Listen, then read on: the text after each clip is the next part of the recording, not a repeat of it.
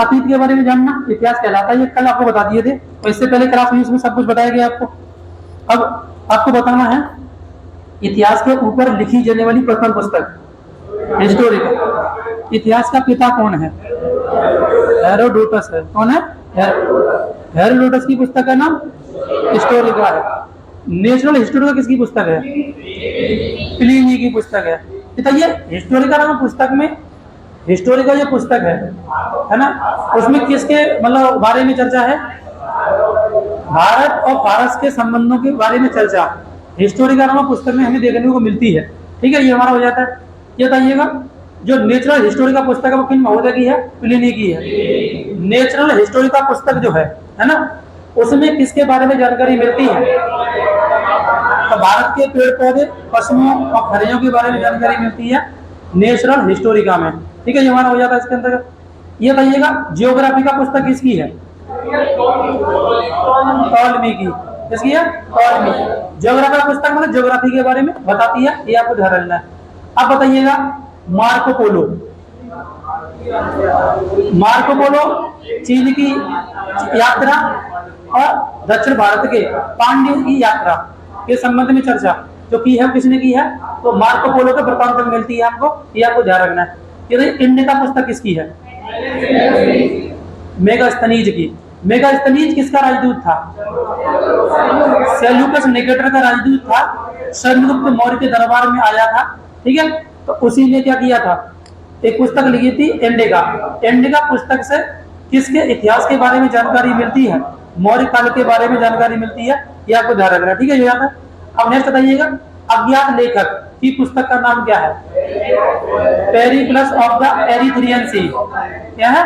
Periplus of the Erythraean सी पुस्तक है ना, जिसमें किसकी चर्चा है? भारत के बंदरगाहों की, और साथ में देखा जाए तो जो भी वस्तुएं आयात निर्यात या व्यापार होता था उसकी चर्चा है, ये आपको ध्यान रखना है। पेरिप्लस ऑफ द एरिथ्रियन सी। ठीक है, अज्ञात लेखक के द्वारा लिखी गई है, उसके लेखक का नाम नहीं पता है। अभी तक जो भी हमने इतिहासकार या लेखक देखे ये कौन से? ये यूनानी या रोम लेखक हैं, ध्यान रखना जाता है। अब देखते हैं हम लोग चीनी यात्री देखते हैं। चीनी में मैं तुम्हें 3 यात्री कराए थे, कौन कौन थे? वेनसंग, फायान, इसिंग। तो पहले तो ये बताइए जो फायान सबसे पहले आया, तो फायान जो था वो 5वीं शताब्दी में आया है। तो फायान जो था, फायान की पुस्तक का नाम क्या है? फोक्यू क्या है? फोक्यू है, ये आपको ध्यान रखना। जबकि बात करते हैं हम लोग इसकी वेनसंग। वेनसंग की पुस्तक का नाम सीयूकी है।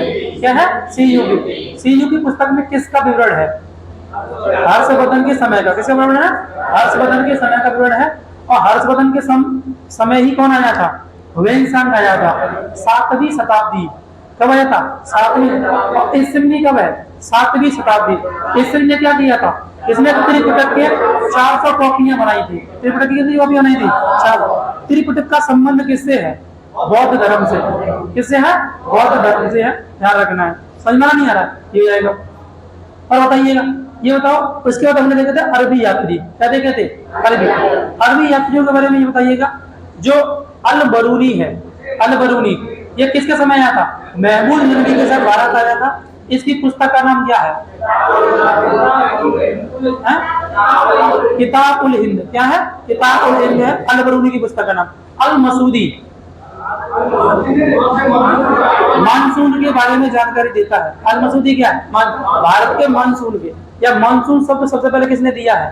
तो अल मसूदी के द्वारा दिया गया है, ये आपको ध्यान रखना है। ये हो जाएगा जब तक। ये बताइए अब्दुल रज्जाक मतलाए साहिल। क्या है? मतलाए साहिल। अब्दुल रज्जाक की पुस्तक का नाम मतलाए साहिल है, ये भी आपको ध्यान रखना है। ठीक है, ये हो जाएगा। और बताइएगा, ये बताओ जो इब्न बतूता है, इब्न बतूता किसके समय भारत में आया था?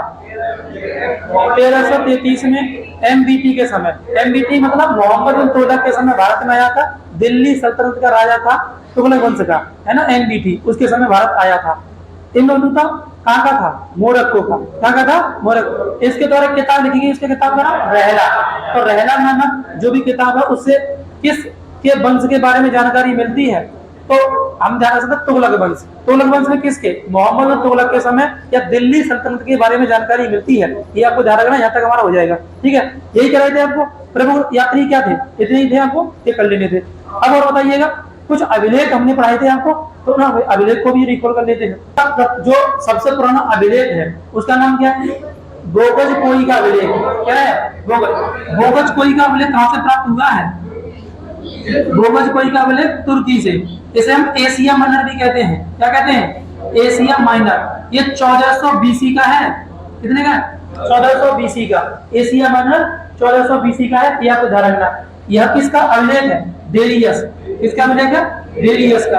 और डेरियस कहाँ का राजा था? ईरान का राजा था। किसका राजा था? ईरान का राजा था। यह आपको ध्यान रखना। हालांकि ये दुनिया में अभिलेख लिखवाने की परंपरा डेरियस ने प्रारंभ की थी, लेकिन भारत में अभिलेख लिखवाने की परंपरा अशोक ने। किसने प्रारंभ की थी? अशोक के द्वारा प्रारंभ की थी। ध्यान रखना। किसके द्वारा? अशोक के द्वारा। अब ये बताइएगा, जो अभिलेख है, अभिलेख कितने प्रकार का होता है? 4 प्रकार के। अभिलेख कितने प्रकार के होते हैं? 4। कौन कौन से 4 प्रकार? तो गुफा अभिलेख यानी गुहालेख, इसके बाद भित्ति लेख है ना, स्तंभ लेख और शिलालेख। यानी कि अगर किसी चीज को आप दीवार पर लिख देते हो तो वो क्या है? भित्ति लेख। किसी खंबे पर लिख देते हो स्तंभ लेख, और किसी पत्थर पर लिख देते हो शिलालेख। क्या जाता है? शिलालेख। और कहीं गुफा में लिख देते हो तो गुहालेख। क्या हो जाएगा? गुफालेख या गुहालेख हो जाएगा। यह आपको ध्यान रखना। तो भारत में अभिलेख लिखवाने की परंपरा अशोक ने प्रारंभ की। ध्यान रखना। तो अब कुछ प्रमुख अभिलेख है, उन्हें हम देखते हैं, समझते हैं। तो बताइए, सबसे पहला कलिंग। कलिंग में कौन सा अभिलेख था? हाथी गुम्फा अभिलेख। कौन सा अभिलेख है? हाथी। तो हाथी गुम्फा अभिलेख जो था वो कहाँ पर है? कलिंग। कलिंग के राजा का नाम खारवेल। भारतवर्ष की चर्चा किसमें मिली है? तो अरे अभिलेख का नाम बताना। हाथी गुम्फा। भारतवर्ष की चर्चा हाथी गुम्फा। तुम पकड़ नहीं पा रहे हो क्या कहना चाह रहे हैं? हाथी गुम्फा तो अभिलेख का नाम है और राजा का नाम खारवेल है। राजा कहाँ का है? कलिंग का। कलिंग किसका प्राचीन नाम है? उड़ीसा का। कलिंग का युद्ध किसके मध्य हुआ? तो अशोक और कलिंग के राजा के मध्य हुआ। नहीं हुआ था? कोई स्थिति है तो उसी की बात कर रहे हैं ना हम लोग। कलिंग को जीता था। कलिंग में उस समय सर्वाधिक हाथी हुआ करते थे, तो हाथियों की प्राप्ति करने के लिए यह युद्ध किया गया था। कुछ इतिहासकार ऐसा मानते हैं, है ना। और ऐसा भी बनाया था कि हृदय परिवर्तन अशोक का हो गया था। किस युद्ध के बाद में? कलिंग युद्ध के बाद में। कलिंग में जो खारवेल राजा था, उस खारवेल राजा का जो अभिलेख है उसका नाम क्या है? हाथी। हाथी गुम्फा अभिलेख में किसकी चर्चा है? भारतवर्ष की। किसकी चर्चा है? भारतवर्ष की चर्चा। धारण। नेक्स्ट जूनागढ़ अभिलेख। किसका? जूनागढ़ अभिलेख कहाँ है? गुजरात में। क्या हो जाएगा? गुजरात में। जूनागढ़ अभिलेख कहाँ था? गुजरात। तो जूनागढ़ अभिलेख किसका था? रुद्रदामन का। किसका था? रुद्रदामन। तो रुद्रदामन का था जूनागढ़। जूनागढ़ अभिलेख में किसकी चर्चा है? सुदर्शन झील की। किसकी चर्चा है? सुदर्शन झील का निर्माण चंद्रगुप्त मौर्य के द्वारा किया गया था। चंद्रगुप्त मौर्य का कोई मतलब अधिकारी था, उसके द्वारा। तो गुजरात में जूनागढ़ अभिलेख मिला है। जूनागढ़ अभिलेख में किसकी चर्चा मिली है हमको? तो किसकी मिली है? तो सुदर्शन झील की। और ये किस राजा ने बनाया था? रुद्रदामन ने। किसने बनाया था? रुद्रदामन। अब एक कलिंग ये हो गया। ये क्या हो गया? जूनागढ़। जब ये क्या? हाथी गुम्फा। क्या ये? हाथी गुम्फा अभिलेख। क्या हो जाएगा? हाथी गुम्फा अभिलेख हो गया ये। और ये क्या है? जूनागढ़। क्या हो गया? जूनागढ़। तो जूनागढ़ अभिलेख के बारे में हो जाएगा। अब तीसरा क्या है? नासिक। तीसरा क्या है? नासिक अभिलेख। अब नासिक नाम से स्पष्ट हो रहा है कि नासिक का है। नासिक है गोदावरी नदी के तट पर, त्रियंबक नामक स्थान पर। नासिक पढ़े नहीं पढ़े? तो नासिक अभिलेख क्या है? नासिक। तो नासिक अभिलेख जब आपको मिल जाएगा तो महाराष्ट्र में। कहां पर है? महाराष्ट्र में। तो नासिक अभिलेख। नासिक किसका? बलश्री का। किसका है? बल गौतमी बलश्री का। गौतमी बलश्री, गौतमी पुत्र बलश्री। तो गौतमी का अभिलेख का नाम क्या है? तो वो है नासिक अभिलेख। नासिक अभिलेख से किसकी चर्चा है? सातवाहन वंश की। किस चर्चा है? सातवाहन वंश की उपलब्धि की चर्चा किसमें मिलती है? तो वो मिलती है किसमें? नासिक अभिलेख। कैसे मिलती है? और नासिक अभिलेख कहां पर था? महाराष्ट्र में। कहां था? महाराष्ट्र में था। यह आपको ध्यान रखना। नासिक अभिलेख कहां था? महाराष्ट्र में था। ये कर लेना। अब नेक्स्ट प्रयाग प्रशस्ति अभिलेख। क्या है? प्रयाग प्रशस्ति अभिलेख कहां? प्रयागराज। कहां हो जाएगा? प्रयागराज। तो प्रयाग प्रशस्ति अभिलेख कहां था? प्रयागराज। और प्रयागराज आपको बताइए। तो प्रयाग प्रशस्ति अभिलेख, प्रयाग प्रशस्ति अभिलेख किसने बनवाया था? प्रयाग प्रशस्ति अभिलेख। राजा कौन था? राजा प्रयाग प्रशस्ति समुद्रगुप्त था। कौन था? समुद्रगुप्त। कौन था? समुद्रगुप्त था। हरिशेन नामक, है ना, किसने बनाया था? हरिशेन नामक विद्वान ने। हरिशेन किसका दरबारी था? तो हरिशरण किसका था? समुद्रगुप्त का। किसका था? समुद्रगुप्त का। तो उसी ने ही बनवाया था ना हरिशरण ने। ये आपको ध्यान रखना, प्रयाग प्रशस्ति अभिलेख। ठीक है, अब मंदसौर अभिलेख क्या है? मंदसौर। तो मंदसौर अभिलेख मालवा नरेश यशोवर्मन ने। तो मालवा कहाँ था? मालवा का पठार ये हो जाएगा एमपी में। क्या हो जाएगा? एमपी में। तो क्या हो जाएगा? पढ़ लीजिएगा, मालवा नरेश यशोवर्मन ने। यशोवर्मन ने मालवा नरेश यशोवर्मन ने क्या किया था? आपको ध्यान, मंदसौर अभिलेख बनवाया था। क्या बनवाया था? मंदसौर। तो मां से मंदौर मंदसौर और मां से मालवा, तो मां से मंदसौर मां से मालवा। ए होल अभिलेख पुलकेशन द्वितीय। क्या है? पुलकेशन द्वितीय, दक्षिण भारत में ये। ठीक है, ए होल अभिलेख का है दक्षिण भारत में। ए होल अभिलेख का है पुलकेशन द्वितीय। हाँ, तो दक्षिण भारत में कर्नाटक लगा देना, क्या दिक्कत है? तो ए होल अभिलेख क्या है? कम से कम एक मोटा मोटा अंदाजा दक्षिण भारत से कौन सा अभिलेख है? पुलकेशन द्वितीय। क्या देगा? एहोल अभिलेख है। पुलकेशन द्वितीय ने बनवाया था एहोल। एरर अभिलेख बताओ। एरर अभिलेख भानुगुप्त। तो एरर अभिलेख तो उत्तर भारत में ही है। एरर अभिलेख कहाँ है? उत्तर भारत। एरर अभिलेख से भी किसके बारे में जानकारी मिलती है?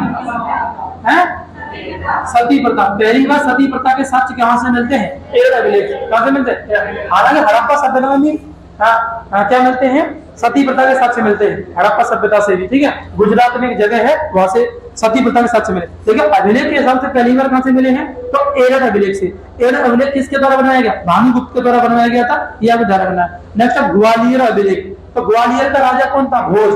कौन था? भोज। तो ग्वालियर इसके नीचे ही है। ग्वालियर का नीचे पड़ जाएगा ग्वालियर। तो ग्वालियर अभिलेख राजा भोज। क्या जाएगा? राजा भोज से संबंधित था। ध्यान रखना। भीतरी था जूनागढ़ अभिलेख, स्कंदगुप्त। भीतरी था जूनागढ़ अभिलेख, स्कंदगुप्त से हो जाएगा। और देवपाड़ा अभिलेख बंगाल शासक विजय सेन। अब बंगाल नाम आता बंगाल में, देवपाड़ा कहाँ हो जाएगा? बंगाल। और बंगाल किस तरह पड़ जाता है भाई? ये बंगाल ये है नहीं है बंगाल पर, तो ये वाला क्या है? बंगाल है। तो देवपाड़ा अभिलेख कहाँ मिलेगा? बंगाल में। समझ में नहीं आ रहा? स्थिति हो जाएगी। अब इससे आगे आप कर लीजिएगा, पढ़िएगा। देखो पहले इसमें जो दिया गया है वो। और साहित्यिक स्रोत को भी हम कितने भागों में बांटेंगे? दो। धार्मिक साहित्यिक स्रोत और गैर धार्मिक साहित्यिक स्रोत। गैर धार्मिक में वो पुस्तकें आएंगी जो जीवनी है ना, जो जिनका धर्म से कोई लेना देना नहीं है। ठीक है, ध्यान रखना। धार्मिक में दो भागों में, ब्राह्मण धार्मिक साहित्यिक स्रोत और गैर ब्राह्मण धार्मिक साहित्यिक स्रोत। ठीक है, सीधा संबंध किससे? ब्राह्मण यानी हिंदू धर्म से। किससे संबंधित है? हिंदू धर्म। और गैर ब्राह्मण जैन धर्म व बौद्ध धर्म से संबंधित है। जैन धर्म और बौद्ध धर्म। तो इनकी जो कृतियां हैं उनको जानना है हमको। ठीक है, वो कर लेना है। बाकी सब आपको जो पढ़ाया जाएगा, जैसे राष्ट्रवाद में आई रहा हड़प्पा सभ्यता, उसके बाद में वैदिक काल, उसके बाद में महाजनपद काल, गुप्त काल और मौर्य काल, ये सब आएंगे तो पढ़ते चले जाएंगे हम लोग। ठीक है, तो अभी क्या पढ़ते हैं हम लोग? ब्राह्मण धार्मिक साहित्यिक स्रोत। क्या है? ब्राह्मण धार्मिक साहित्यिक स्रोत। तो मैं एक हैंड डाल लूं, केवल इंडेक्स को बताइए पहले से। तो ब्राह्मण धार्मिक साहित्यिक स्रोत।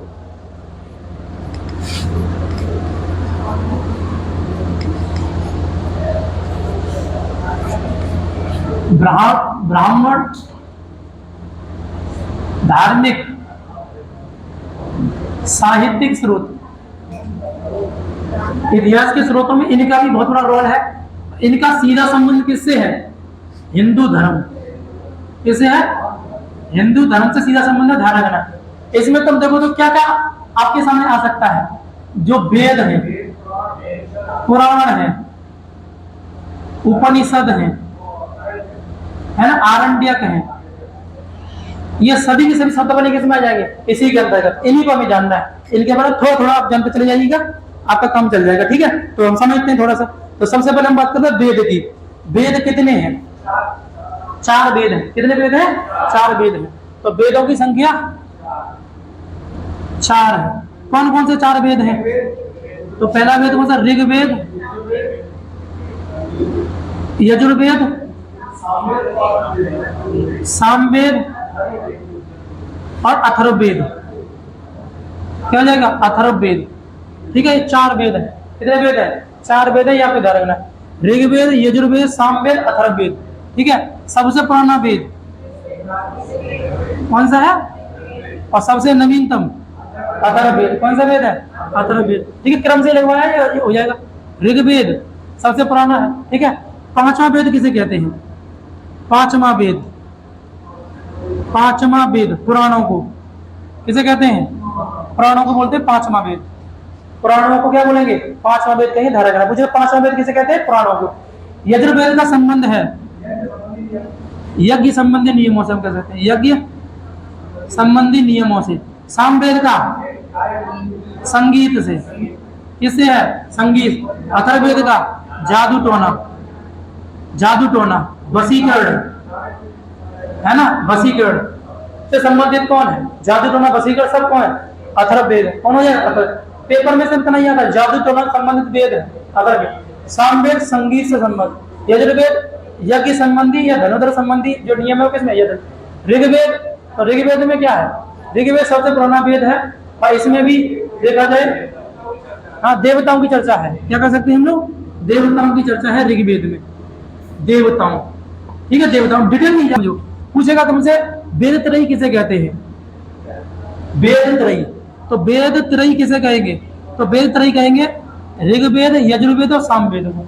यानी वेद त्रयी में कितने वेद हैं? 3 वेद। कौन सा वेद नहीं है? अथर्ववेद। कौन सा वेद नहीं है? वेद त्रयी किसे कहा जाता है? तो धारगण है।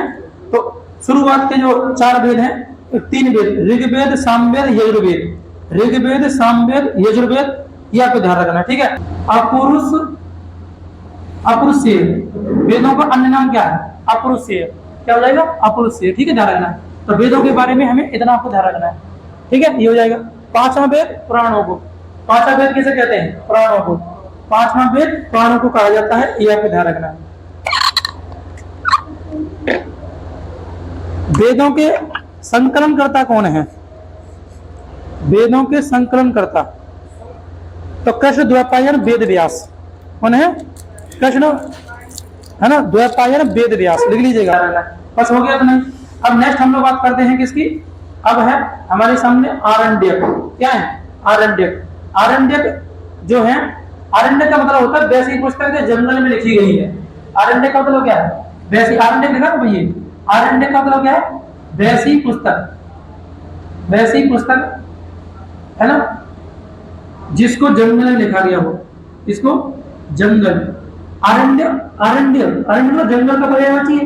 तो आरण्य, तो जंगल में लिखी पुस्तक क्या है? ये हो जाएगी आपका, कौन हो जाएगी? ये। ठीक है, ध्यान रखना। तो आरण्यक में तो कौन कौन आ जाएगा? आरण्यक में 3 वेद आ जाएंगे जो वेद त्रयी है। वो कौन कौन से वेद त्रयी है? तो ऋग्वेद, यजुर्वेद, सामवेद। ये तीनों की तीनों कहाँ लिखी गई हैं? तीनों तो जंगल में। इसलिए ये क्या है? आरण्यक भी है। क्या है? आरण्यक भी है, ध्यान रखना। आरण्यक मतलब क्या है? जंगल में लिखी गई पुस्तक। क्या कहलाती है? आरण्यक। तो बताइए इन चारों वेदों में से कौन सी पुस्तक को जो जंगल में लिखा गया है तो वो कौन सी हो जाएगी? ऋग्वेद, यजुर्वेद और सामवेद।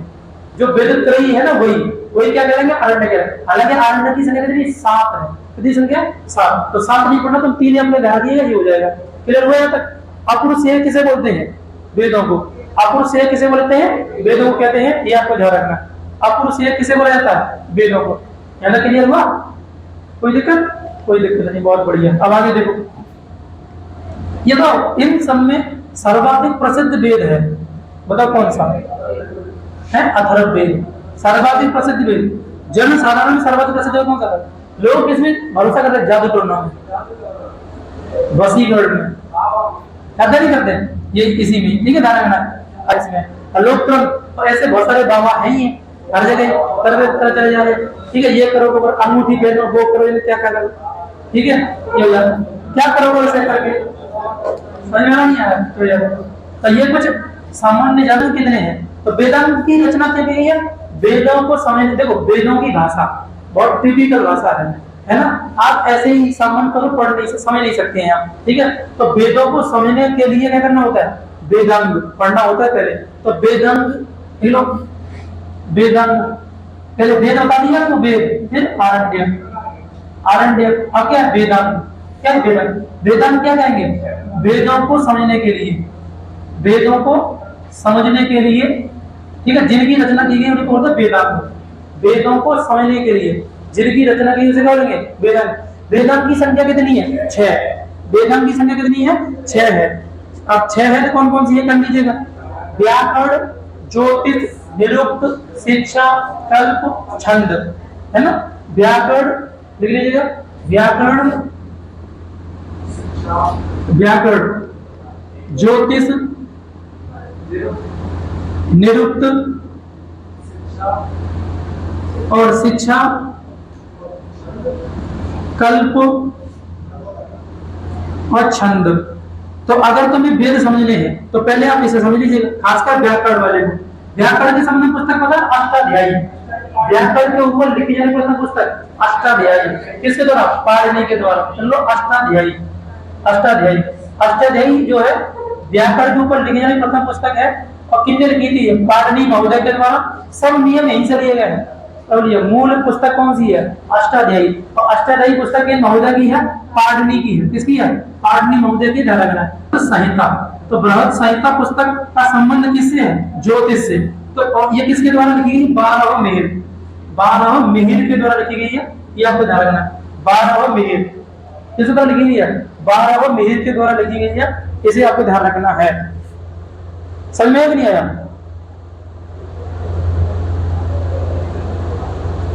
अब नेक्स्ट बात करते हैं पुराण की। इसी बात करते हैं पुराण। पुराणों की संख्या कितनी है? 18। कितनी है? 18। समझ में नहीं आया? और वेदांत की संख्या 6, आरण्यक की 7, वेद की 4। वेद की कितनी है? 7। अपन ये ध्यान रखो, आरण्यक सब नहीं याद करो। उस वेद त्रयी है वही क्या है? आरण्यक है। और वेदांत, वेदांत सब याद कर लो, ठीक है? ठीक है। व्याकरण, ज्योतिष, निरुक्त, शिक्षा, कल्प और छंद। व्याकरण, ज्योतिष, निरुक्त, शिक्षा, कल्प और छंद, ठीक है, याद हो जाएगा। अब नेक्स्ट हम लोग पढ़ते हैं पुराण। क्या पढ़ कहते थे इसको? अब क्या पुराण आ गया? क्या गया? पुराण। पुराणों की संख्या कितनी है? 18 है। पुराण की संख्या 18 है, याद रखना। पुराण किसे द्वारा? उग्र श्रवा के द्वारा, महर्षि उग्र श्रवा के द्वारा की गई है पुराणों की रचना, ठीक है। आगे जाएगा 5वां वेद। 5वां वेद, वेदों का वेद, वेदों का वेद, ठीक है। और प्राचीन राजवंशों पर जानकारी, प्राचीन, प्राचीन राजवंशों के बारे में जानकारी किससे मिलती है? पुराणों से। अगर 18 पुराण है तो 18 सवाल नहीं पढ़ रहे, कुछ इंपोर्टेंट पुराण पढ़ लीजिए। 3 इंपोर्टेंट है जो पेपर की दृष्टि से हमारे पूछे जाते हैं: विष्णु पुराण, मत्स्य पुराण और वायु पुराण। विष्णु पुराण, मत्स्य पुराण और वायु पुराण। तो कह लीजिए विष्णु पुराण, विष्णु पुराण, मत्स्य पुराण और वायु पुराण। विष्णु पुराण से किसकी जानकारी? गुप्त मौर्य काल के बारे में। मौर्य काल की जानकारी किससे मिलती है? विष्णु पुराण से। किससे मिलती है? मत्स्य पुराण से सातवाहन वंश, सातवाहन वंश की जानकारी। वायु पुराण से गुप्त वंश की जानकारी।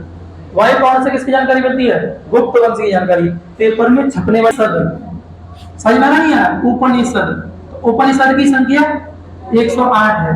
क्या है? उपनिषद का मतलब क्या है? गुरु के समीप बैठकर, गुरु के समीप बैठकर, बैठकर ज्ञान प्राप्त करना, है ना।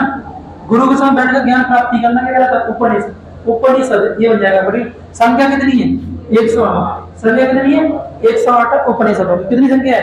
108 है। देखिए वर्तमान में कितने प्रमाणित हैं? 13। वर्तमान में कितने प्रमाणित हैं? 13। 108 बताई जाती है, 13 क्या है वर्तमान में प्रमाणित है? कितने हैं? 13। तो 13 भी वर्तमान में मतलब हमारे पास में है ये पुराण उपनिषद। तो आपको ध्यान रखना है। अब इन उपनिषदों में कुछ क्वेश्चन मिलते हैं, जैसे मुंडकोपनिषद, सुनिए ना, मुंडकोपनिषद। मुंडकोपनिषद से क्या लिया? सत्यमेव जयते।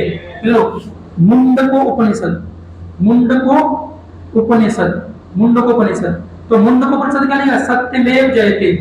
तो सत्यमेव जयते जो है भारत का क्या है? राष्ट्रीय वाक्य सत्यमेव जयते, है ना। अशोक स्तंभ के नीचे लिखा हुआ है देवनागरी लिपि में सत्यमेव जयते। तो सत्यमेव जयते क्या है? सत्य की हमेशा विजय होती है। इसका मतलब क्या है? सत्य की हमेशा विजय होती है। तो मुंडकोपनिषद से क्या लिया गया है? सत्यमेव जयते। समझ में नहीं आया? नेक्स्ट बृहद, बृहद नारायण, नारायण उपनिषद। ये क्या है? ये सबसे प्राचीन उपनिषद है और सबसे बड़ा उपनिषद है। पूछेगा सबसे बड़ा और सबसे प्राचीन उपनिषद कौन सा है? बृहद नारायण उपनिषद। कौन सा है? आलू, आलूपनिषद, आलोक उपनिषद, ठीक है।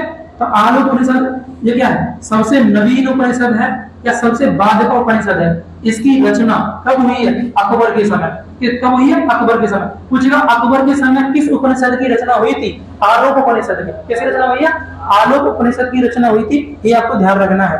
जैसे कठोर नचकेता, कठोपनिषद, कठोपनिषद में क्या है, यम नचकेता, नचकेता और ओम, ओम की चर्चा कैसे मिलती है, तो यम नचकेता ओम की चर्चा कैसे मिलती है, कठोपनिषद में। यम नचकेता और ओम की चर्चा किसमें है, कठोपनिषद में। किसमें है, कठोपनिषद में है, ये आपको ध्यान रखना है।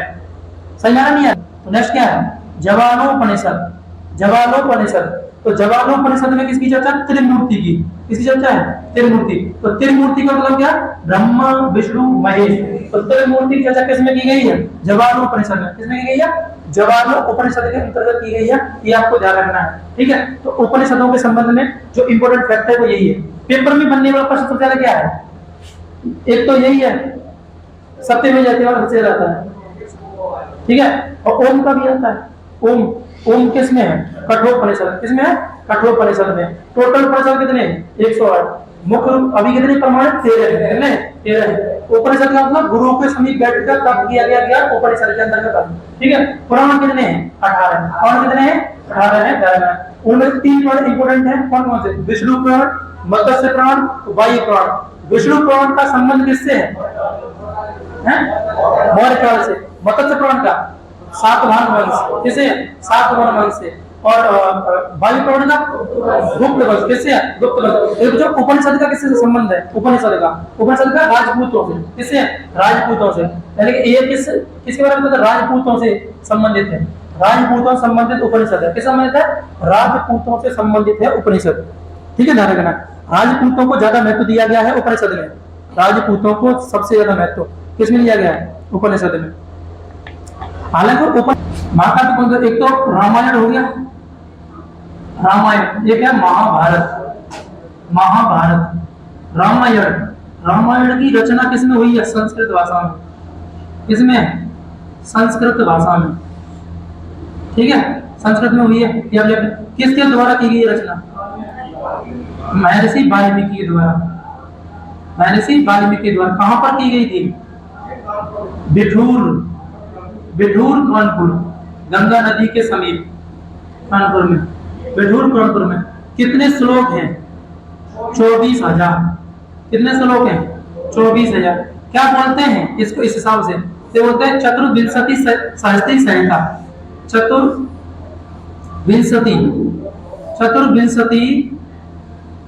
सहस्त्री संहिता, सहस्त्री संहिता। किसे कहा जाता है, रामायण को। चतुर्विंशति सहस्त्री संहिता किसे कहते हैं, रामायण को।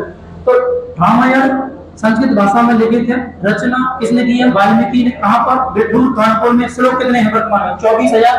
इसे 24,000 इसका एक अन्य नाम है, अन्य नाम क्या है, चतुर्विंशति सहस्त्री संहिता। क्या है, चतुर्विंशति सहस्त्री संहिता है, ये आपको ध्यान रखना है। समझ में नहीं आया, हो जाएगा। देखो प्रारंभ में कितने श्लोक थे, 12,000। प्रारंभ में कितने थे, 12,000। कितने भाग हैं, 7। कितने भाग हैं, 7। भाग का मतलब है कांड। कितने हैं, कांड 7। सबसे बड़ा कांड कौन सा है, युद्ध कांड। और सबसे महत्वपूर्ण कांड सुंदर कांड है। सबसे महत्वपूर्ण कांड क्या है, सुंदर कांड है, ठीक है। इसी में टोटल कितने कांड है, कांड किसी ने कहा नहीं है, 7। 7 में से सबसे बड़ा मतलब कांड है वो कौन सा हो जाएगा, और सबसे महत्वपूर्ण कांड, सबसे महत्वपूर्ण कांड है सुंदरकांड। सुंदरकांड अक्सर लोग करवाता रहता है सुंदरकांड। 7 कांडों में सबसे महत्वपूर्ण कांड कौन सा है, सुंदरकांड है। तो सुंदरकांड किसमें है, रामायण में। और युद्ध कांड सबसे बड़ा कांड है। युद्ध कांड क्या है, सबसे बड़ा कांड है, ये ध्यान रखना है। अब बात करते हैं महाभारत की। महाभारत की रचना वेद व्यास के द्वारा की गई है। महाभारत की रचना किसके द्वारा की गई है, वेद व्यास, वेद व्यास। महाभारत रचना वेद व्यास के द्वारा की गई है। महाभारत को हम जय संहिता कहते हैं। क्या कहते हैं, जय संहिता। वर्तमान में इसमें कितने श्लोक हैं, 1 लाख। कितने श्लोक हैं, 1 लाख। इसलिए इसका नाम क्या है, सत सहस्त्री संहिता। क्या है इसका नाम, सत सहस्त्री संहिता, सत सहस्त्री संहिता। तो सत सहस्त्री संहिता किसका नाम है, तो महाभारत का ही है। महाभारत की रचना वेद व्यास ने, इसे जय संहिता भी कहते हैं। 1 लाख। इसमें भी वर्तमान में क्या श्लोक हैं, इसलिए इसका नाम क्या है? सप्त सहस्त्री संहिता। क्या नाम है? सप्त सहस्त्री संहिता। वर्तमान में कितने श्लोक हैं? 1,00,000। इसलिए नाम क्या है? सप्त सहस्त्री संहिता। तो प्रारंभ में कितने श्लोक थे? 8800। प्रारंभ में कितने श्लोक थे? 8800 थे। ध्यान रखना है, प्रारंभ में कितने श्लोक? 8800 थे। प्रारंभ में 8800। तो प्रारंभ में जो श्लोकों की संख्या थी कितनी थी? 8800 थी। ध्यान रखना, कितनी थी? 8800। महाभारत में पर्व है, पर्व कितने हैं? 18। पर्व की संख्या कितनी है? 18। पर्व कितने हैं? 18। तो इसमें जो सबसे महत्वपूर्ण पर्व कौन सा? भीष्म पर्व। कौन सा पर्व है? भीष्म पर्व। सबसे महत्वपूर्ण पर्व कौन सा है? भीष्म। और भीष्म पर्व ही क्या है? भगवत गीता। भीष्म पर्व ही क्या है? भगवत गीता। भीष्म पर्व ही क्या है? भगवत गीता। सही माना नहीं है? भगवत गीता। भगवत गीता क्या है? उदाहरण ना, भीष्म पर्व सबसे महत्वपूर्ण पर्व भीष्म पर्व है। और भीष्म पर्व जो है वो क्या है? भगवत गीता। क्योंकि देखो महाभारत में पर्व की संख्या 18 है। पर्व का मतलब युद्ध। महाभारत का युद्ध 18 दिन चला था, इसलिए उसे हम क्या बोलते हैं? उसे हम कहते हैं क्या? पर्व, है ना? 11 दिन 18 पर्व है। तो सबसे महत्वपूर्ण पर्व कौन सा है? भीष्म पर्व। और भीष्म पर्व में भीष्म पर्व ही क्या है? भगवत गीता है। क्या है? भगवत गीता है। ध्यान रखना। समझ में नहीं आया? बस हो गया? अरे हुआ तो नहीं हुआ? हिंदू धर्म के संबंध में पूरा हो गया। ठीक है, हम क्या बच गया? स्मृति साहित्य। अरे जो गैर धार्मिक साहित्य शुरुआत में कहे दिए थे आपको, मनुस्मृति और अर्थशास्त्र। मनुस्मृति मनु के द्वारा रचित है, इसको भी कर लो। जो आपको इतनी ना गैर मतलब केवल बोले थे, मतलब क्या थे? धार्मिक साहित्य और गैर धार्मिक साहित्य। तो गैर धार्मिक साहित्य में कौन आ जाएगा? स्मृति साहित्य बोलते हैं उसको।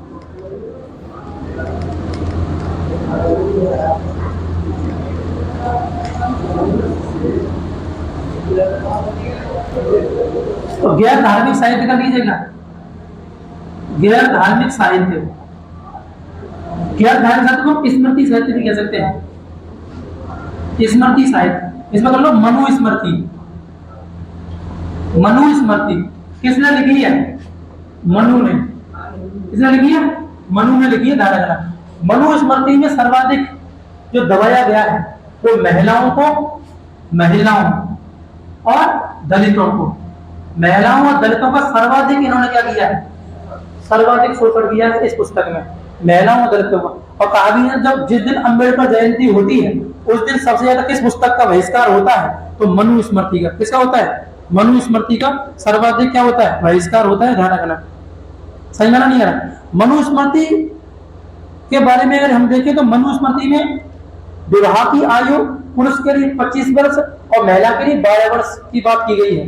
पुरुष 25 वर्ष का होना चाहिए और महिला 12 वर्ष की, तब विवाह हो जाएगा तो ठीक है। और विवाह कितने प्रकार का? 8 प्रकार का। कितने प्रकार होता है? 8 प्रकार। इसी में हिंदू धर्म के 16 संस्कार है। तो 16 संस्कार की चर्चा किसमें दी गई है? मनुस्मृति में। 16 संस्कार किसमें? जैसे प्रथम संस्कार कौन सा है? गर्भ धारण संस्कार। और अंतिम कौन सा है? दाह संस्कार। गर्भ धारण रूल बन गया, फिर मर गए, दाह संस्कार हो गया। समझ में नहीं आ रहा? तो मनुस्मृति एक्चुअल में देखा जाए तो आप कह सकते हो मौर्य काल की जानकारी किससे मिलेगी? मनुस्मृति से। मौर्य काल की जानकारी मनुस्मृति से मिल जाएगी। ध्यान रखना। समझ में नहीं आया? अब एक बच गया क्या? अर्थशास्त्र। क्या बच गया? तो अर्थशास्त्र की अगर बात की जाए तो अर्थशास्त्र एक राजनीतिक ग्रंथ है। राजनैतिक ये पहला ग्रंथ है भारत का राजनीतिक। किसने लिखा? कौटिल्य ने। कौटिल्य किसके प्रधानमंत्री थे? तो चंद्रगुप्त मौर्य के प्रधानमंत्री थे। चंद्रगुप्त मौर्य के प्रधानमंत्री कौन थे? कौटिल्य। उन्हीं के द्वारा क्या लिखा गया है? अर्थशास्त्र। उन्हीं द्वारा क्या लिखा गया? अर्थशास्त्र लिखा गया है। ये आपको ध्यान रखना। समझ में नहीं आया? आपका जो भारतीय इतिहास है, भारतीय इतिहास के स्रोत है वो खत्म हो गए नहीं है। ठीक है, मिल जाती है।